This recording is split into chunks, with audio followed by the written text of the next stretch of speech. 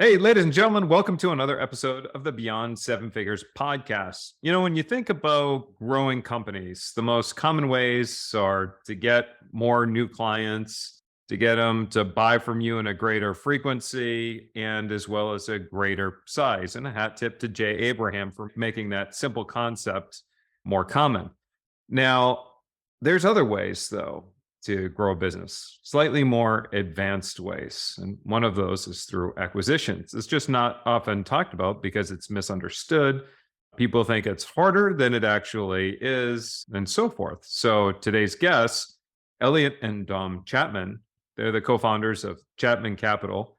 And that's what they do. And we're going to talk to them today about their business model, what they look for in acquisitions, and then if you seek to be acquired, sort of what they look for and their targets and what you can do to better position yourself. So we got a lot to talk about today. Welcome to the show, Elliot and Dom. Charles, thanks for having us. Yeah, thank you very much. Yeah, so let's just kind of start right from the get-go. I mean, acquisitions, why did you start that route? So Dom and I started working together about 4 years ago. Yep. We were running and still are running a lead generation company based out of the UK. And we got to a point with our model where we were just working on retainers and we were seeing the value that we were driving and creating for other companies and thought, we quite fancy a slice of what we're making there. So explored how we might be able to get involved and decided that acquisition was the route to be able to do that. What a lot of companies struggle, particularly a lot of agencies, they struggle to grow and they struggle to win new clients. We've got a mechanism to help agencies in particular do that. So that was the route that we sought to go down. I love it. I think a lot of people don't understand the concept of acquisition is they think that they've got to spend X amount of dollars to buy a company, and then it's going to take all that time and money to make that money back and yada, yada, yada. But acquiring a company, the way the math works is very similar to buying a commercial property. You look at how much money is coming in, and it has to cover the debt that you take on in the company. But one of the key differences in the business acquisition is that leadership also has to get paid a salary. Mm-hmm. So you can buy a business that pays you a salary if you step in as a leader. And then at that point, your biggest risk is maintaining that level of growth and keeping any sort of key employees in there. So what do you do to limit your risk and grow a company where you're involved with situations like that? Yeah, so I think, as you said, due diligence is such an important part before you make that decision to buy that company. And we're quite unique in the fact that we cover quite a few areas just between us. But yeah, coming back to making sure the people are the right fit, there's only so much you can actually do before buying the business. So there is still an element of risk, but it's offsetting that with working with the founders or whoever is involved in the sale their end to make sure that the key employees are tied in. They're incentivized post-sale. So one thing we try and do when we go through an acquisition is incentivize the key employees, but it's making sure that the founding team or whoever's selling knows who those key employees are. Sometimes people do leave post-acquisition, and I think that's natural. It's just making sure that the key employees stay. What's an example of an incentive that you would give to a key employee to stay with the company? Yeah, so you talk to them, try and understand why they're currently doing that role. And we found that it's because that was the only role that was available and they were just happy to do it. So worked with them to actually create a role that they wanted to do and that they could grow into. A lot of, whether it's acquisition, whether it's sales, doesn't matter what it is, somebody has got to buy into the vision of what you're creating and what your vision of the company is. Yep. And part of being able to do that is aligning them to that vision. Now, let's say you're looking at an acquisition, and let's pretend for a minute that acquisition is $5 million, just for simple math. Now, my guess is that you're not going to go into a company and say, you want $5 million for this company? Great. Here's a check. Here's $5 million, and we'll high five and part as friends.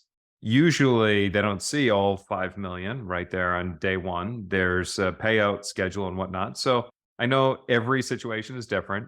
and every negotiation, has its own little nuances. But in general, what would you say that looks like? You're looking at a business that you can comfortably pay 5 million for. How do you structure that payout? So, firstly, what the incumbent team think the company is worth and what it's actually worth is quite often misaligned. Yes. So we normally go through that process first and try and find middle ground. So let's just assume that we found middle ground. We would factor in things like the retention of clients, how long the management team or the leadership team have been in place, how long their contracts are with their clients, their reputation within the space or the industry. All of that information would dictate how much risk we're taking on. Buyers are going to want to mitigate that risk. If you want more money up front, there's going to have to be something else tied to that. And quite often a way for us to offset that risk is to tie whoever it is that's running that company to the company for longer. One thing we use I guess it could be a negotiation tactic, but quite often when we're at point of conversation the founder, whoever it is ready to leave, they are normally ready to leave tomorrow. Typically, let's just assume that we put 25% down for simple and middle ground. We would then schedule the remaining payments over 3 to 5 years. Those payments, those remaining payments, the remaining 75% would be tied to business performance. It would be tied to how well that company performs over that period of time. Now, one of the things that I always found is the biggest discrepancy between what the owners think the business is worth and what the buyers think the business is worth is that the owners are looking at all the future potential of the company. Yes. But the buyers are only willing to pay for what the company is worth right now, never mind the future potential. Do you agree with that statement? Absolutely. And we were completely off on what we thought it was worth to what it was actually worth. Now, obviously, we sit on the other side of the fence. Yeah, it happens so often.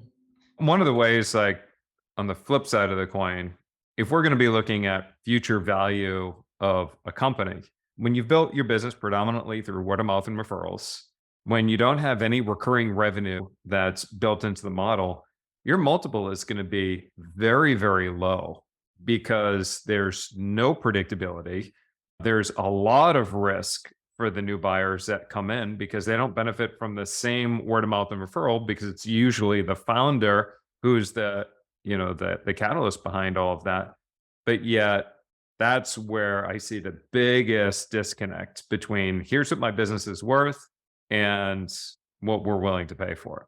Yeah, and I think it's interesting because of the types of businesses. So traditionally service-based businesses, agencies, they are worth less because they are just service-based businesses. There's not usually any IP or, unique tech that they own behind it that makes them, is going to allow them to scale past just people. So it's understanding if you are a service-based business, you are not going to be valued the same way as a tech business or something that can scale up. But that's the thing that you just said, right? Which I think is a great point for our listeners. Yep. But there are plenty of service-based businesses that can build their IP around a particular model. And it's the model itself that is real chunky, knowledgeable, and that's what sells. A lot of them are using the Traction EOS system. Well, that is IP. That has real tangible value. And so, that would be different than somebody coming in and saying, I do pay-per-click ads. Yeah. And so what's unique about your process? We have the greatest people at the lowest price. It's like, all right, well. And it's if that process is then documented. So we see a lot of value in if a company's got some form of playbook or a one-stop shop for how they do absolutely everything. If everything is documented, everything's got a process, whether it be in Notion, ClickUp, Asana, wherever it may be. Yep. That if somebody's off tomorrow, anybody could pick it back up, and it is, anybody could go in and somewhat deliver any job within that company. That's your IP. That is how you deliver your service. So there is IP in near enough every single company. It's then just how it's marketed. And what we typically find in most agencies fumble around to success. And I mean that in a really positive way. Documenting and having a knowledge bank is often not quite there. It's funny because you brought up tech world, and I just had this conversation recently with a client that said, "Oh, we need to get into software. We need to do this and that because I want to go for the aggressive multiple." And as you just pointed out, it's not really the tech.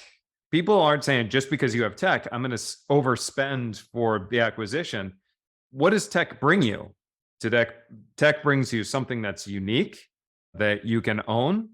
Tech also brings you, in many cases, recurring revenue. It's just, let's not look at the surface. We got to go below, the surface and figure out, well, what is actually driving those big multiples. I mean, tech in and of itself is extremely risky. Quite frankly, it's an acquisition target that I stay away from. I would not be interested in buying tech, especially nowadays where AI has taken place, because it expires too quick. One day you're the hottest thing in the world. The next week you're replaced by somebody else. Yeah, I agree. I think it is easily replaceable or easily. Brand doesn't go as far in tech, I don't think. People will jump from system to system, whereas if you have brand and a strong reputation in a service-based industry, then people stick around longer. It's not only that, it's the constant development of the tech. We're lucky that we've had exposure of both service-based businesses and tech businesses, tech-based businesses, a blend of both, which is sort of where we sit now. Tech is incredibly expensive to build, expensive to maintain. You cannot have the same bit of tech doing exactly the same thing on the same model for 10 years because it moves too quickly. That same bit of tech just won't work. You've constantly got to be evolving. And that is why a lot of tech businesses can push those sort of large multiples, because you've got something that could potentially be revolutionary. But what's often not thought of or forgotten about is the expense of that. Sure. It's hugely expensive to maintain technology. So when you're looking for an acquisition, Mhm. what is the criteria that you look for in a target? So they've got to have a long list of recurring clients, not a long list of recurring clients, but a stable client base. Yep. That's number one. They've got to be doing at least $1 million in revenue. Yep. And we sort of target, particularly in the service-based agency world, most agencies will be doing around about 15% net profit. Sure. As an adjusted EBIT, is there in and around sort of that 10% space. That is for us a spot that we can go in and instantly add value. So we know that we can grow a company bigger than $1 million in revenue. We've got a track record of doing that. We know that we can create a company that has better net profit margins than what is industry standard. We know that we can do that with a blend of improving how they deliver their product, cutting down some particular cost bases, blending that across the group. That's another beauty of where we sit. We've got centralized cost centers now where we operate a number of different agencies. We can centralize a lot of these costs. So in any agency, in any service-based agency, whether they are already selling some form of productization or whether they're selling multiple services, whether they go into tender, you can speed up the sales cycle by positioning in it in a certain way, selling a small part of that to get yourself in. In my opinion, too many agencies try and go for a lot of the bigger clients or big retainers, try and get some blue chip clients when there's so much more out there. Yeah. So we try and work with clients or try and acquire companies that we can positively impact and productize what they already do. Excellent.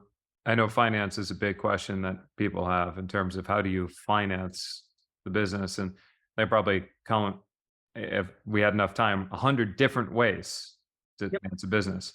What would you say are some of your favorite ways to finance the acquisition of a company? I don't think there's any favorite way, to be honest. It's the way that is possible. I think you have to be very agnostic. You have to just try and find a way that works and that you're most comfortable with, because some deals are going to be quite risky. Some deals are going to be less risky. You have to go with what you are comfortable doing. You might want to get the money from a bank, maybe a little bit safer, maybe a little bit more risky in some scenarios. You might want to look at invoice financing if they've got a real strong MRR or they've got some real strong contracts in place. It really does depend on what you want to do and what you're comfortable doing.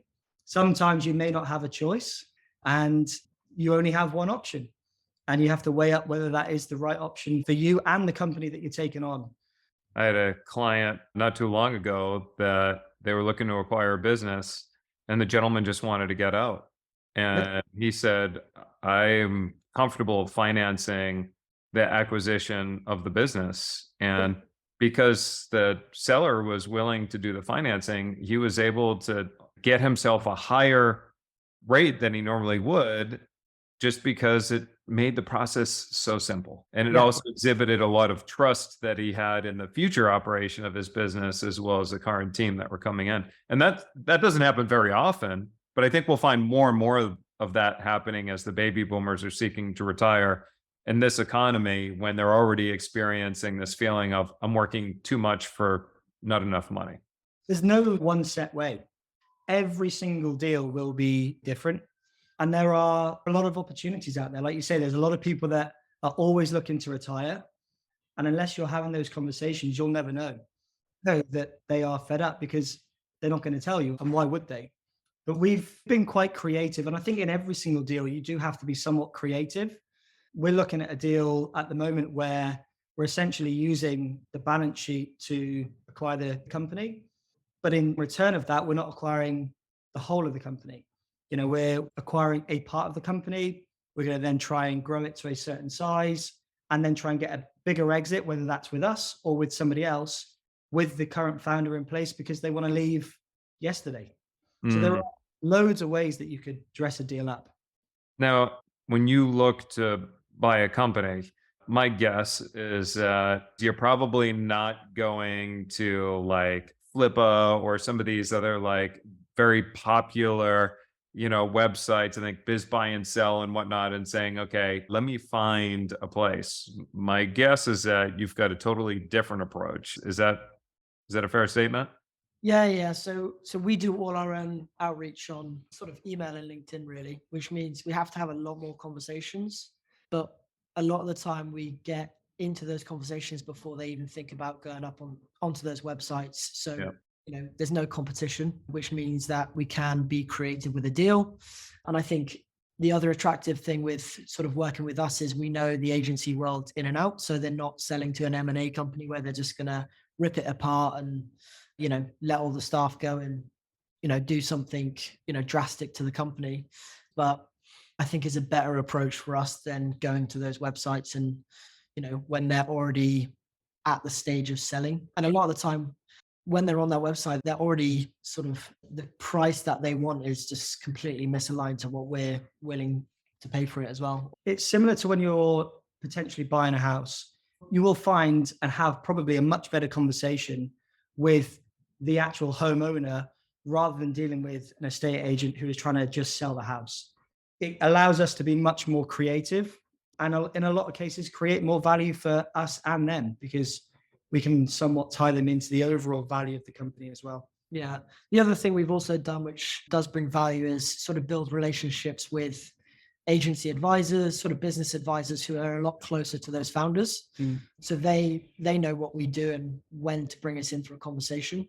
And obviously those founders are, they're going to be completely open with those advisors about what they're thinking and how they're feeling.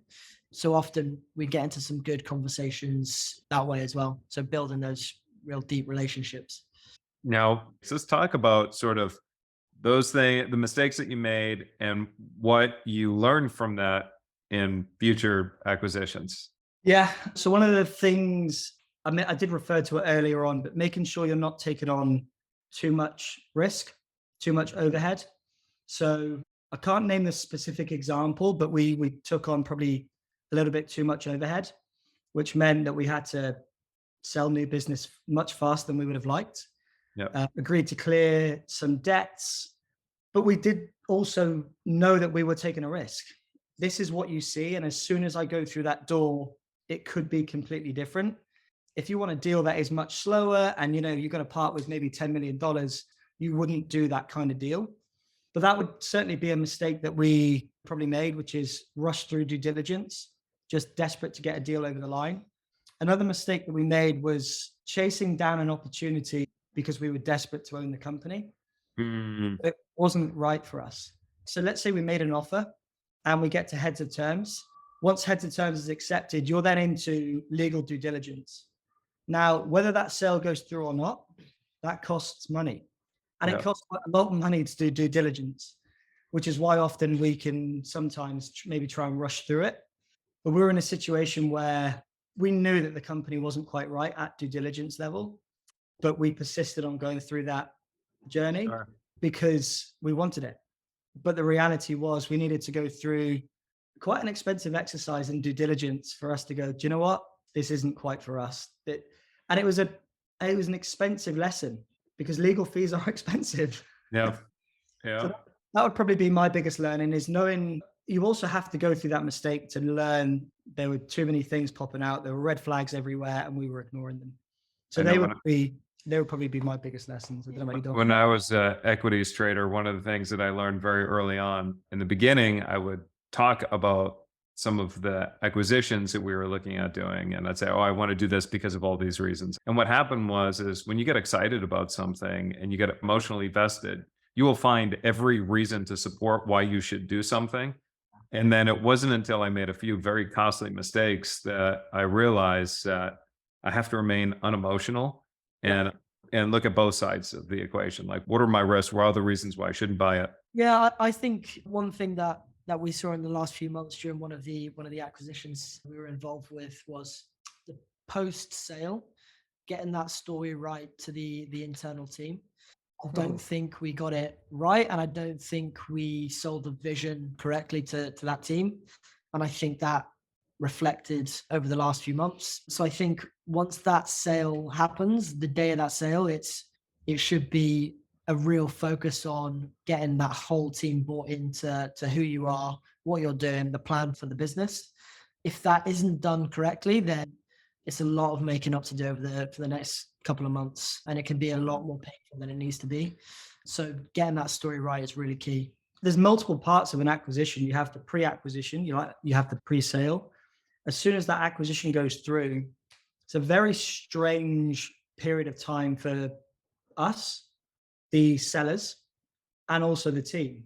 So for us, we've just worked really hard. A sale or an acquisition can take months and months, and it is an emotional roller coaster. So that moment when you actually get it over the line is a weird feeling of excitement, but also relief that it's over. And then the team face this real moment of uncertainty where a lot of them didn't know that this was going through. All of a sudden you're presented in front of a team where they're going, 2 minutes ago, everything was fine. And now we've got these two Brits in here. Who the hell are you guys? So I would just say once the acquisition is done, everyone needs to be aligned, and that whoever sells it also needs to be there to put everyone at ease that it was the correct decision for the business. Now, are you buying the business itself or just all of the assets of the business? We've done both. So depending on scenarios, mainly just the businesses. There was one scenario where we just acquired the assets. That actually turned out to be more complicated than just buying a business. And just for our listeners, the difference is that when you're buying all the assets, you're buying the customer lists, receivables, and all that other, fun stuff. You're buying everything, including the risk. So a lot of times when you're buying the asset, you're buying everything except for the risk, though it can be a little more complicated. When you're buying the business, you're taking everything. Yeah, and even when you are buying just the assets, it's certainly not risk-free, but essentially you're just stripping the assets out of a company, typically closing then that old company down is what would normally happen. Doesn't always happen, but happened in this case. So then the risk is then, in a legal term, and I'm by no means a lawyer, should still be attached to that old entity that is closed down, and you've just got the existing assets. That was complicated. Gotcha. So I know we're pushing up against the clock, and this is the Beyond Seven Figures podcast. So what would be your best tip for our listeners who are sitting there going, man, I want to take my company beyond seven figures? You get first on. I think it's understanding, sort of making a plan on how you want to do that, whether it's you want to drive and double down on the business you have, invest in acquiring other businesses, or, create new businesses from scratch with new business partners. So I think it depends where you are in your journey, for sure. If you're still early on and you haven't hit, 100, 200,000, then it's getting to that 500K. And I think there's certain areas, like certain points where it becomes painful and then you have to push through to get to the next stage. So it definitely depends where you are. For me, I think I would focus on either a niche or productization. Yeah. So for me, that lowers the barrier of entry to make an easy and quick sale. Once you're in, you can then expand your, whether it be your service offering, your retainer, whatever it may be, and have clear processes and systems in place. No, in my opinion, even if you get to 7 figures without any systems or processes, I don't think you'll be able to stay there. One last thing, which is just remove yourself as a bottleneck from every single part of the business. The minute you remove yourself, the business grows without you more than you can imagine. Yeah. Recently heard somebody say that the more the business is dependent on you, the less valuable the company is. And I just felt that to be very accurate. People want to learn more about you guys and what it is that you do. Where do we direct them? Yeah, so you can either drop us both a connection on LinkedIn. We've both got active, so it's Elliot Chapman and Dom Chapman, or drop me an email, Elliot@Chapman.Capital. That's ELLIOT. Awesome. Very cool. Well, ladies and gentlemen, that wraps up today's episode of the Beyond Seven Figures podcast. We covered a ton. Talking about this stuff is one of my favorite things because it's really a different, more advanced, very strategic way to take your company beyond 7 figures. But you can look at it from both sides. You can look at it from what happens if you go to acquire different companies and what that does to your bottom line and your valuation. But then also for most of us, well, there's going to be an exit. And whether you're exiting and giving it to a family member or you're exiting it to somebody else, it's just nice to be able to balance things on both sides of the coin. So again, I want to thank Elliot and Dom Chapman of Chapman Capital for this great conversation. And as a reminder, if you want to take your company beyond 7 figures and you're looking for more strategies, tips, and information, check us out over at predictableprofits.com. Again, that's predictableprofits.com. This is Charles Gadet with my new friends, Elliot and Dom Chapman. I will see you in another episode.